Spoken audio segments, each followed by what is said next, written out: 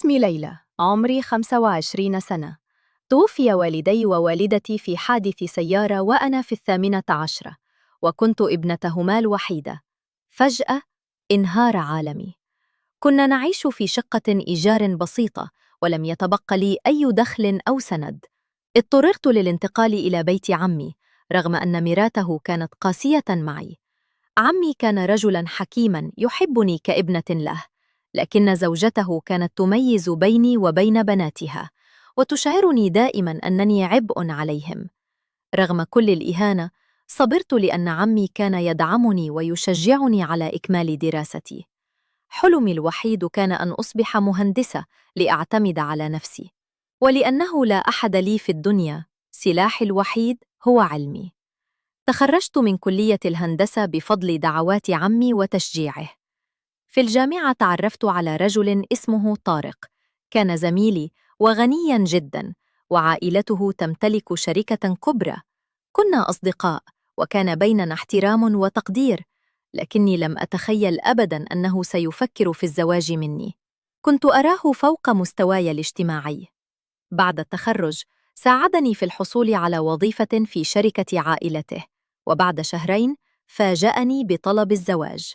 فرحت جداً ووافق عمي. تقدم طارق وعائلته لخطبتي، وتزوجنا في حفل بسيط لكنه جميل. عشت مع طارق أول 6 أشهر وكأنني في جنة. كان حنوناً، رومانسياً، رجلاً بمعنى الكلمة. لم نشعر بالملل أو الفراغ، كنا نستمتع ببعضنا ولم نفكر في الأطفال أبداً. لكن حماتي بدأت تسأل دائماً: في خبر حمل؟ وكل مرة أقول: لازلنا حديثي عرسان، دعونا نستمتع بحياتنا. لكن مع مرور الوقت بدأت أشعر بالقلق. طلبت من طارق أن نذهب لدكتورة مختصة. ذهبت أولاً، وأكدت الدكتورة أنني سليمة تماماً، وكتبت لي بعض الفيتامينات لتنشيط التبويض. ثم جاء دور طارق.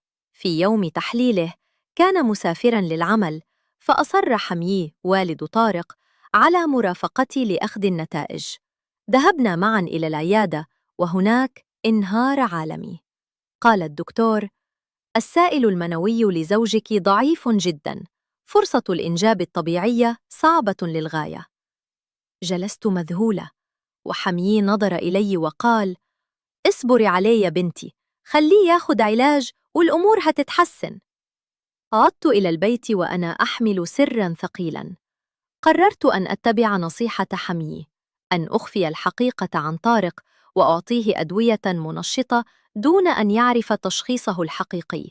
قلت له: الدكتور قال إن عندك ضعف بسيط في بعض الفيتامينات، وعلاج بسيط حيحسن كل حاجة. صدقني طارق، لأنه كان يثق بي تماماً. بدأت أدس له الأدوية في الطعام والشراب، أو أضعه بجانب فرشاة أسنانه وأقول له إنها فيتامينات يومية. استمر هذا لمدة 4 أشهر، وتحسنت نتائج التحاليل بالفعل، لكنه ظل بحاجة لعلاج أطول. لكن طارق بدأ يتغير نفسياً، صار سريع الانفعال، حزيناً دون سبب، ورفض فجأة تناول أي أدوية. قال لي: أنا مش مريض، أنا راجل، ولو ربنا ما كتبليش أطفال ده نصيبي. غضبت منه في البداية، لكني أحببته أكثر لأنه كان يحمي رجولته. قررت أن أترك الموضوع برمته. قلت له: حبيبي، مش مهم الأولاد، المهم إننا سوا. لكنه لم يقتنع. صار يبتعد عني جنسياً، ويسافر كثيراً بحجة العمل. في إحدى الرحلات سافر لمدة شهر كامل. تركني وحيدة، وأنا أحترق ألماً على حبه، وأيضاً على حلم الأمومة الذي بدأ يتبدد. حميي لاحظ حزني، كان يأتي لزيارتي بين الحين والآخر، ويعزيني ويقول: ما يهمكيش، المشكلة هتتحل. كنت ممتنة له، واعتبرته سنداً بعد الله. في يوم من الأيام جاء إلى شقتي، كان لديه مفتاح احتياطي، وجلس يتحدث معي. فجأة أحضر لي كأس عصير وقال: اشربي، حيريح أعصابك. شربت العصير، وبعد دقائق شعرت بدوخة شديدة، ثم فقدت الوعي تماماً. عندما استيقظت في صباح اليوم التالي، وجدت نفسي في سريري وملابسي غير مرتبة وجسدي يؤلمني. تذكرت مشاهداً غامضة كأنها حلم، يدي على جسدي وصوت قريب مني، لكني لم أستطع التمييز بين الحلم والواقع. ظننت أنني تعبت من الحزن فقط. ذهبت إلى الطبيبة وحدي. قالت لي: مبروك، أنت حامل في الأسبوع الخامس. لم أصدق. جمدت في مكاني. كيف يحدث حمل وزوجي يعاني من عقم شديد ولم يلمسني منذ شهرين؟ طلبت من الطبيبة إعادة التحليل وأكدت النتيجة. خرجت من العيادة وأنا أتماسك. في البيت اتصلت بطارق لأخبره الخبر. فرح فرحا شديدا وصفق وقال: أنا هكون أب، يا إلهي شكرا لك. قرر العودة من سفره فورا. حماتي وحمي جاءوا لتهنئتي.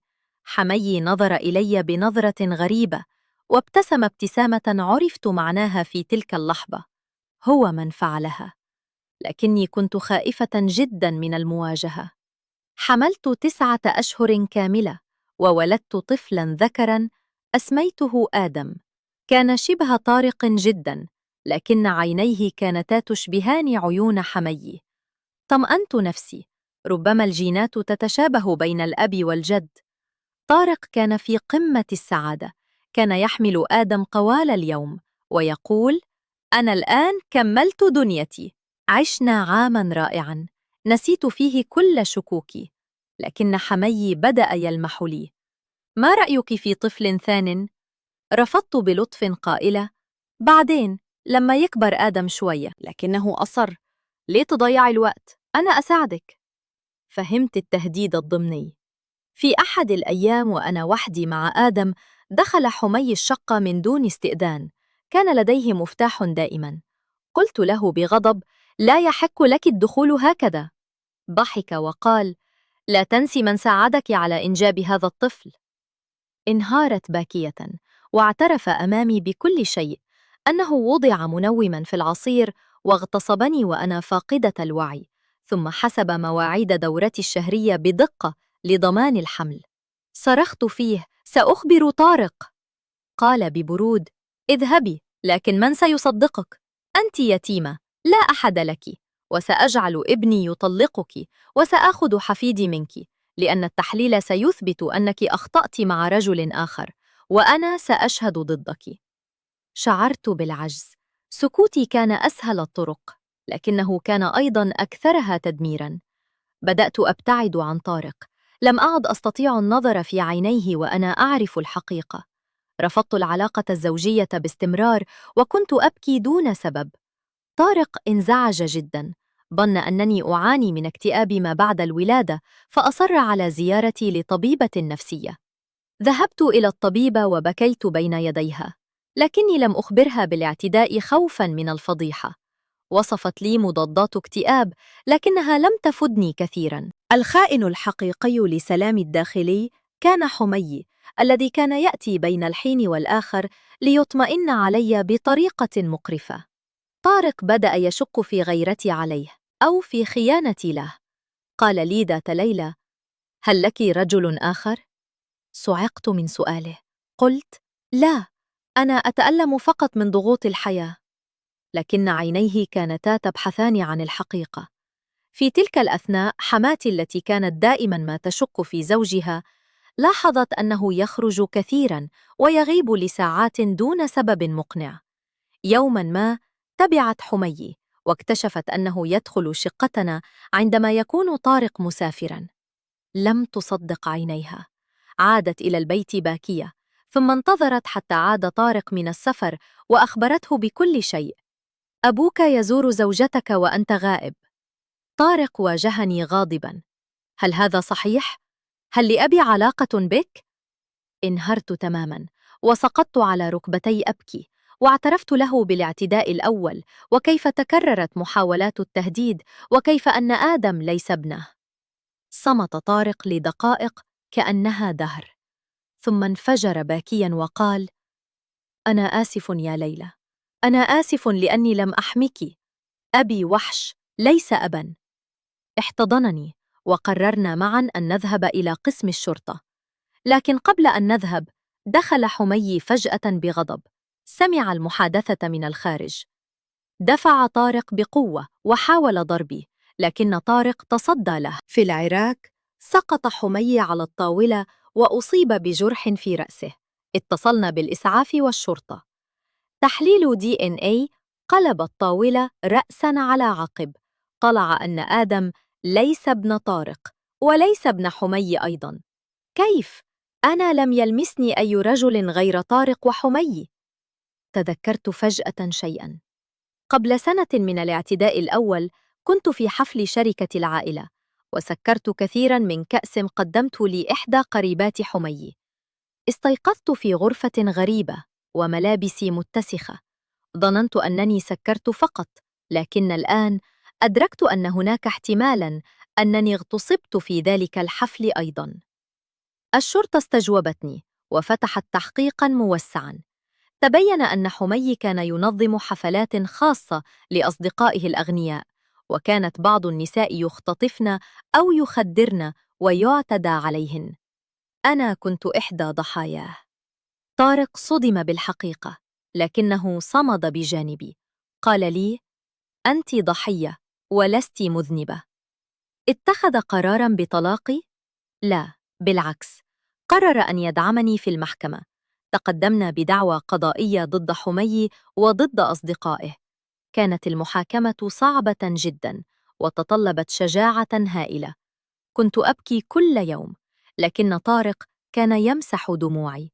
في النهاية، حكم على حمي بالسجن 15 سنة، وعلى أصدقائه بالسجن 5 إلى 10 سنوات. وقررت المحكمة أن آدم يعتبر ابني الشرعي لأنه ولد في إطار الزواج، ولا ينسب إلى أي من المعتدين لأن هويتهم غير مؤكدة. لكن الألم النفسي كان أكبر من العدالة. لم أعد أستطيع العيش في نفس البلد. طارق فهمني وباع الشركة، وهاجرنا إلى دولة جديدة. بدأنا حياة جديدة من الصفر. كان طارق يتعالج نفسياً أيضاً، لأن خيانة أبيه له كانت صدمة. وبعد عامين من العلاج والهدوء، حدثت المعجزة. حملت من طارق طبيعياً دون أي أدوية، والطبيب أكد أن مشكلة طارق كانت نفسية بحتة بسبب ظلم والده له في طفولته. ولدت بنتاً اسماها أمل، وعشنا في سلام. ترددت طويلاً قبل الرد على مكالمة السجن. طارق قال لي: لا تذهبي، لا تستحقين المزيد من الألم. لكن صوتاً داخلي أصر: اذهبي، أغلق الملف نهائياً. ذهبت إلى السجن وجلست أمام حمي الذي أصبح عجوزاً هزيلاً. نظر إلي بعينين دامعتين وقال: أنا آسف، آسف لكل ما فعلته، لكن هناك شيء يجب أن تعرفيه. آدم ابنك الأكبر هو في الحقيقة ابن أخي. نعم، أخي الأصغر هو من اعتدى عليك في حفل الشركة، وأنا نظمت الأمر له. بعدها خفت أن يفتضح الأمر، فخططت للاعتداء الثاني لأجعل نفسي الأب، لأن أخي متزوج ولا يريد فضيحة. لكن التحليل كشف كذبتي. صعقت. أخوه؟ إذن هناك خامس في القصة. سألته: لماذا تخبرني الآن؟